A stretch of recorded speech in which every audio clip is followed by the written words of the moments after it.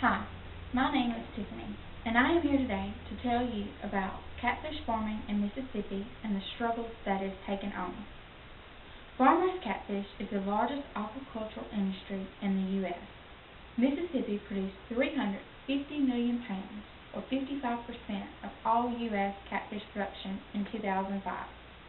And Mississippi produced this amount in only 100,000 pond water acres.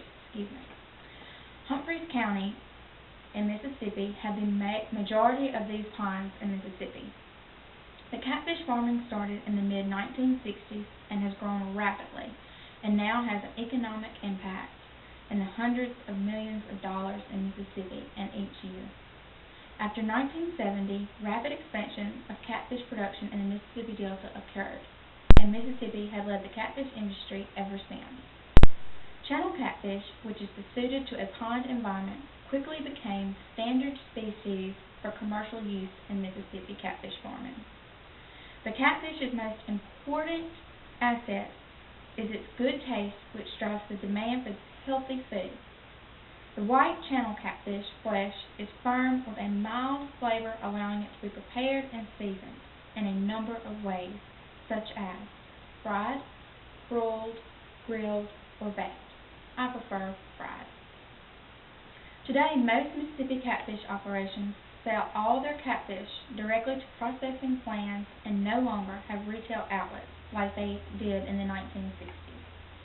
The first processing plant opened in Hollandale, Mississippi in 1978, and Delta Pride Catfish Incorporated, which opened in Indianola in 1980. In early 2006, Delta Pride and Country Select Catfish in Isola, Mississippi formed Consolidated Catfish Producers to sales, marketing, and distribution for both companies. Mississippi State University, which is located in Starkville, Mississippi, was the first institution to conduct research on the nutritional requirements for the catfish. They determined the correct protein, which fish is very high in protein and very good and nutritious for you. Carbohydrates, energy, vitamin, and amino acids requirements for the catfish. They came up with a balanced formula for these catfish. Another challenge was that discovered in the mid-1970s was the off flavor in the catfish, an earthy odor that was by the product of intensifying fish production. But much research has been done to reduce the problem, and the problem was solved successfully. In early year 2000, two things that happened that would change the course of the U.S. catfish industry. First, catfish producers were receiving the highest price of fish feed to help feed their catfish and raise their fish in the pond. The high price attracted attention from sellers of substitute products. Secondly, fish importers, mainly from Vietnam, China, and Thailand, had no luck selling their fish product in the U.S. However, when fish importers began calling their fish the catfish, their sales picked up immediately.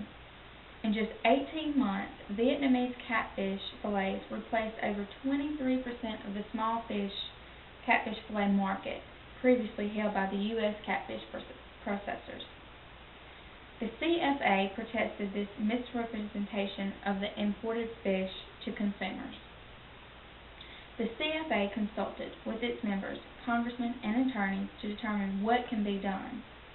Two actions came up after months and months of trying. First, they secured the introduction of a bill in the U.S. Congress stating that only channel catfish could be called the catfish for marketing purposes in the U.S. catfish farming industry. The second action taken by the CFA was the production was subsidized by the Vietnamese government.